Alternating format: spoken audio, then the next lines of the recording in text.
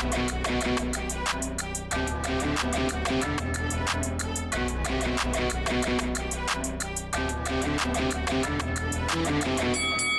guys, welcome to Boxing Squared for boxing news and views from around the internet.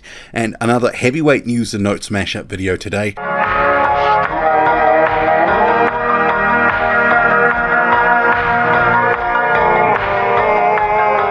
Starting with what's becoming seemingly the latest installment of the never-ending story franchise, Tyson Fury, Dillian White, the purse bid has again been delayed. So see here on screen, this is from the WBC on its website.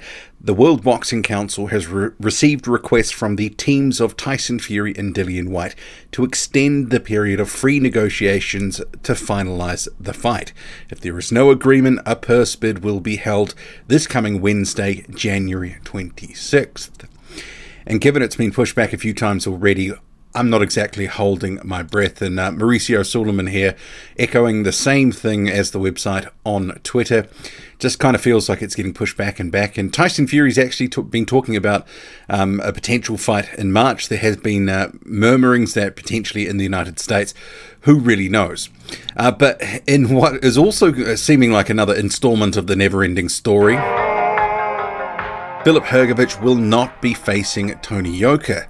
So of course it's boxing, it was too good to be true. Yoka had said he would accept the fight, but he was contracted to face Martin Bakole that originally was scheduled for January the 15th, going to be pushed back because of COVID, and seemingly it will take place because per Dan Rafael, per source, IBF issued letter to both camps determining Tony Yoka is unavailable for Eliminator versus FILIP HRGOVIC for mandatory position because of dispute between Yoka camp and Martin Bakole on if he owes him a rescheduled date. IBF will go down the ratings yet again. So that was postponed due to some COVID measures. They weren't going to get a full crowd. It was down from 20,000 to 2,000. There were some murmurings from the Billy Nelson side that they were looking at March, and again he's reiterated that on Twitter. You can see here the 5th or the 12th of March. Whether that happens, unclear. But he also says Yoka was always boxing Martin as they have a signed contract. Sorry to disappoint. So in response to someone who hides their tweets, make of that what you will, but for FILIP HRGOVIC, another disappointment. The next couple of names cabs off the rank that are seemingly available, Murat Gassiev and Ajit Campbell.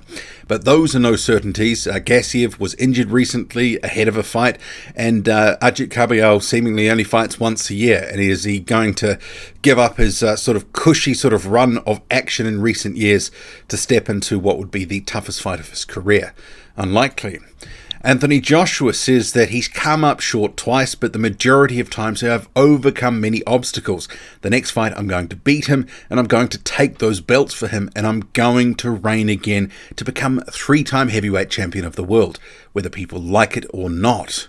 And in terms of recent sort of activity, his mindset, what he's been up to, he says, as I only fight once or twice a year, and the fact that he said that is a real indictment on the top end of the division, and that these guys don't fight enough. Once or twice a year is not enough, especially once. But he says, I have to stay busy and active in the gyms. How about active in the ring? That'd be better. But because I took a loss in my last fight, there's been a lot of reconstruction happening in my team. So I've approached training with more of a mental approach, looking at ways I can improve rather than just jumping back in the deep end from a physical point of view. I'm not happy about what happened previously because that's a competitor's mindset. You have to be angry at losing. It's not acceptable. So now it's about driving forward. One thing people know about me is that I bounce back and I don't take losses. I fight the best consistently. That's always been a part of my DNA. So Alexander Usyk and Anthony Joshua seemingly going to fight in the first half of 2022. Well, let's hope so. Joseph Parker, who's recently off contract with Matchroom, could be fighting on Tyson Fury's next undercard. So there was an Instagram live where Joseph Parker featured with Tyson Fury. Fury was doing a quick interview, and Parker said he's hoping to be back in the ring in March and on Tyson Fury's undercard. So it's unlikely, I think, that Fury will be fighting Dillian White in March, but if he has some sort of interim fight, that's not a WBC title fight, and there have been murmurings that it could end up being in Las Vegas, in America, and it could be in March. Well, Parker could feature on that undercard. And actually, given he's off contract and he's sort of seemingly protecting sort of positions across ranking bodies, apart from the IBF, where he's just been dumped down 7 places for not taking the Hrgovic eliminator, despite now saying he's still targeting a March return. Ironic, isn't it? But he probably is going to, get a decent payday if he can feature on a Tyson Fury undercard. And it's probably at a couple of months' notice not going to be anyone that we would really want to see him in, but it would be a tick over to maintain position. That is, if it happens. Who knows what could happen with Tyson Fury the next fight, but Parker could feature on the undercard. It's boxing, who knows what will happen and when. Bryan Jennings has announced that he is done with heavyweight boxing. So announcing his retirement seemingly on social media, I'm not fighting no more, so people can stop asking me if I am. I'm done. It ain't worth it. It was good while it lasted. I did it for 10 years and got out. And he was meant to face Oscar Rivas recently, but then because of some different conditions around what he would have to do, and he doesn't want to get vaccinated, etc., do certain things, he didn't end up taking that fight. He is saying he is now retired, and if he is, he was a decent heavyweight. He had some decent wins. He came to boxing quite late, later than I think a lot of people realize. I think he was 24, much older than Deontay Wilder. Climbed the sort of heavyweight division quite quickly and end up having a title shot against Vladimir Klitschko. Didn't disgrace himself, went the distance, but since then he hasn't really had any sort of big wins of note, but he has been certainly a good competitor in the heavyweight division, so all the best to him. The Kazakh heavyweight Zhan Kossobutskiy is set to return to the ring in February. He will be fighting on a Universum Box promotion card, and that will be featured on YouTube. And it's also in association with Probellum, who seem to be getting their hooks into all sorts of different events across the globe.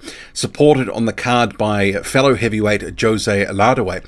And actually, in terms of box rec going to Kossobutskiy, he looks like he will be facing Johann Duhaupas. So this will be, I think, probably the best name and name recognition wise that Kossobutskiy has faced in his career to date, and he is a guy that's been going way under the radar, almost subterranean. Good skills, good power, and he needs to do a number on Johann Duhaupas, similar to what Tony Yoka did a couple of years ago. Duhaupas, from all accounts, from what we've seen of him of late, is pretty washed at this stage. But Kossobutskiy is a talent, he's got some skills, and if he can get the right sort of push, he could maybe go on to do something, but now needs to make a move, and he can make a bit of a statement with a good, sharp win to get a few more eyeballs on his career. The Scottish heavyweight Nick Campbell has been added to the Josh Taylor-Jack Catterall undercard. He'll be facing Jay McFarlane for the Scottish heavyweight title. So this is an ESPN top-ranked card in the United Kingdom, but there is the link up with Sky and Boxer. And in terms of that, so here is the promo poster, but Nick Campbell says, honoured and excited to be fighting for the Scottish heavyweight title. Prep already underway and can't wait to fight in my hometown, thanks to Boxer and Sky Sports. So this is a sort of situation. I actually thought some time ago that Jay McFarlane had said he was going to potentially go down to cruiserweight, but he's been out of action for quite some time, out of action for over more than a year now. But seemingly, no, he is staying at heavyweight, and this, I think, at this stage of Nick Campbell's career, it's not a bad fight. I think Jay McFarlane, we've seen him in Boxer a couple of years ago. He, performed okay in that sort of little mini tournament. But Nick Campbell is a guy who wants to go on and do something in the heavyweight division. He needs to be putting on against a durable and, somewhat decent journeyman in Jay McFarlane. Needs to put on a good performance and show that he's levels above him. I think there has been a little bit of sort of hit and miss with Campbell so far, but he's got the opportunity to show us the improvements that he's been working on. Kash Ali, who holds the IBF European title, he is set to return to the ring on the 12th of February on a Fight Zone card. No opponent as yet, and given it's 3 weeks away, probably not going to be anyone good. He was meant to be fighting in December, but that was cancelled. There was a pretty poor opponent lined up for him then, and we're hoping for better then, and hoping for better for this one. but we shall see. And rounding out this heavyweight news and notes mashup video, a little bit of comedy from Don King, who claims that the WBA has been holding up Trevor Bryan's career and a few other tasty morsels. He says in terms of this card that he's got, so Bryan is facing Jonathan Guidry at the end of this month in Warren, Ohio on a king card. He says this is what makes boxing great. Neither of these guys have tasted defeat. Give the people what they want. Honestly, he says that with a straight face. Who's been asking for Trevor Bryan versus Jonathan Guidry? No one. Guidry's not even the world 200 and top 50 via BoxRec. It kind of tells you the opposition he's been facing to, pad out his undefeated record. He says, people are my most important asset. We want to give back to the people. The WBA has more or less held us hostage, not intentionally, but by the rules they have. It locked Trevor down for a whole year. If Guidry wins, he will be ready to go right off the bat. Well, given Trevor Bryan has just fought twice since mid-2018, since winning the interim title at that point, and then he won the vacant regular title a year ago after they seemingly got Mahmoud Shah out of the way, and then they pulled Mahmoud Shah's pants down a second time recently. I mean, it's not the WBA's fault. One, you're not having this guy fight regularly. There's no reason that he could have has been out of the ring for a year. That's not necessarily a Mahmoud Shah or a WBA thing. You just don't have cards. You're not putting them on other cards from other promoters, and you're having one card a year, if that. So how is this anyone else's fault but yours? And the matchmaking is garbage. No one wants to see this. This is not what the people want. And if this is what the people want, then I'm going to stop follow boxing, because this is an absolute garbage fight. And the fact that Don King and his organization, for any YouTuber who covers the fight, uses a still shot, any reference to the broadcast of the fight, that he gets copyright strikes issued, is also lunacy. You would think that these clowns would want any promotion for, a fight involving Trevor Bryan, whose actual profile is basically subterranean. I mean, he likes to call himself a heavyweight champion of the world, but Don King is not promoting the guy or allowing his profile to grow. It's basically keeping him locked in a cupboard, and especially with garbage matchups like Jonathan Guidry. It is disgraceful. So he continues, Bryan has the spirit of a winner. He has unwavering dedication. The dream is going to come true. Everybody can see that he cares about people and his family. That's what comes from hard work and commitment. This is what he really wants. He is in the right place at the right time.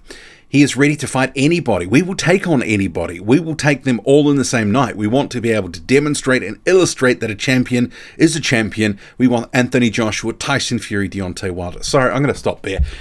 Absolute comedy. Don King clearly is just so removed from reality and demented with some of these statements here. He's actually ruining Trevor Bryan's career year by year. He's not building him. He's actually looking for some sort of undeserved cash out. We need to see Trevor Bryan actually test it. Going into the so-called title fight that he had in 2018, the guys that he'd fought had, in the 3 fights before, had something like 70-odd collective losses. And now we've seen him against a washed cruiserweight in BJ Flores, a washed heavyweight in Berman Stavern, who a year before that fight was decimated by Deontay Wilder in a round. And then you've got, for this fight, some guy who's number 254 at the time of recording on BoxRec. Pull the other one. What do you make of it all? Drop a comment loud and often. Hit like, hit subscribe, or follow me on Twitter. Boxing_squared. I'm out.